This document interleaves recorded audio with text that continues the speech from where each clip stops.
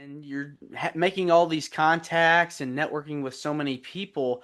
You write a plethora of these books. The current one that's out now on Black Pro Wrestling history, I got a chance to read it, and it is incredible. Well, first of all, thanks for reading it. Yeah. It's amazing how you're able to go research all these different facts and bits of trivia that a lot of fans, especially current ones, may not know of. And what made you decide to go back and start this project?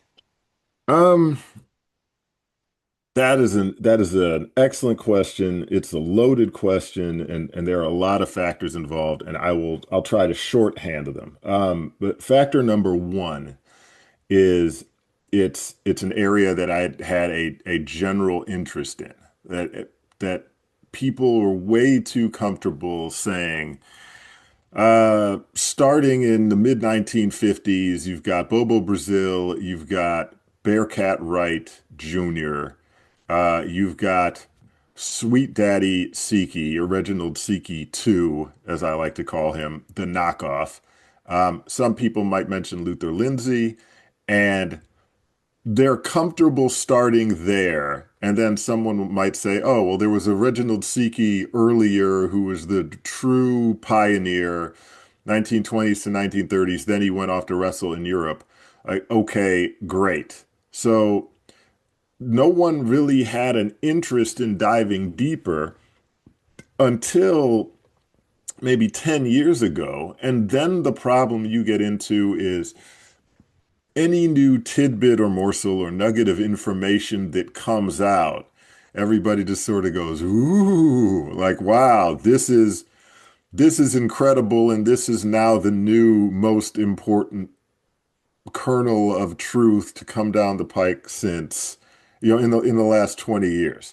And you have way too many people, and it's performative to some extent, and I've been guilty of it myself. I'm not just pointing the finger outwardly. Um, but you have way too many people or publications, wrestling publications, who would say, all right, it's Black History Month. Let's do a black thing and get that online and get that up, and it'll type up 1,000 words, and our publication will look great for having delved into this. So it's almost like they think they're doing some sort of a public service by putting the thing out for 1 month out of the year, and then they forget about it for the rest of the year. So I was sick of that. I was annoyed at myself for occasionally doing that. And so that brings us to the Pro Wrestling Authors Hall of Fame, which, I mean, it's simple mathematics. If you're a wrestling author who's contributed 4 books of a certain length and a certain type that match the spirit of what people expect a book to be, you're in the Hall of Fame. Like, okay, so they come up with the list. There's 30 guys, 27 white, 2 Japanese, and then there's me. As it okay, if I'm the black guy, and then people started saying, okay, Ian, you're the best black wrestling author of all time. Cool, that's an honor. It's great that they're saying that, but are there certain expectations that come with that title, that should come with that title? If I was judging a guy 10 years later who had that title and I looked at his body of work, are there certain things that I would want to see? Were there any responsibilities there? So I said, okay, what would I want if I'm going to be that guy, what do I have to do? Like, okay, I'm going to fill in the entirety of the gap between 1880 and 1950, and I'm going to leave folks without excuse when it comes to making guesses about what happened during that period. And hopefully I can find some black pro wrestling pioneers who didn't get the shine and acclaim they deserved. Certainly not while they were wrestling, but especially now when we're in a laudatory mood with respect to pioneers. So let's finally cast some light in their direction. So that was the motivation. And I think it's cool that, you're able to bring awareness and educate fans and non-fans about the past and about uh, the origins of pro wrestling through a different viewpoint, from a different perspective, because not many people have taken that chance before to be able to do that. And so to be able to shine a light on it, um, it really is an amazing feat to be able to do that. And so, um, do you plan on making this a series of books? Do you plan on? No, no, I don't. So that is the okay. So I'm glad you asked that. So first of all, this is not easy. The book took 2 years to make. That is a lot of time devoting, especially now that I have a very young son. I have a toddler. Like that is a lot of time sneaking off to devote my 1 hour of free time a day to researching something or writing something. Because this is not my day job. I have two essentially full-time jobs that I do. So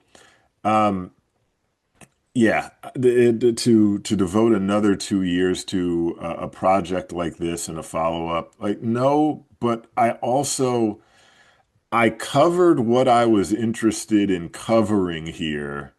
And if somebody else wants to take it up and decide that, like now that we have a fully fleshed out backstory of everything that led up to Bobo Brazil, now if somebody wants to do a Bobo Brazil bio, they're 400 plus pages ideally.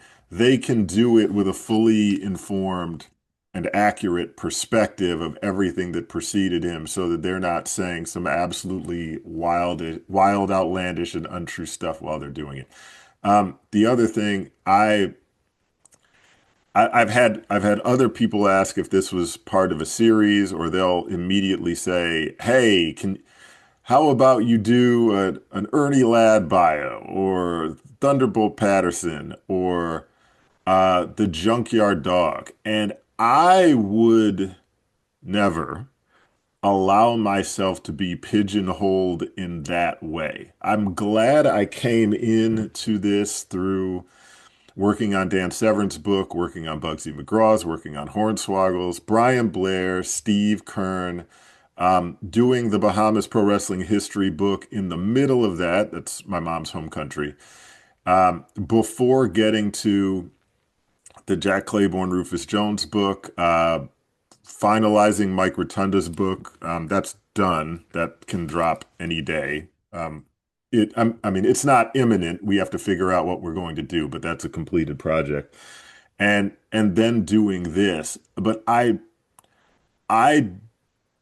would hate to be ultimately seen as he's the guy who does the black wrestling stuff. Like I want to be a guy who's thought of as covering all wrestling. He just happened to write these two or three, depending on how you view the Bahamas wrestling book.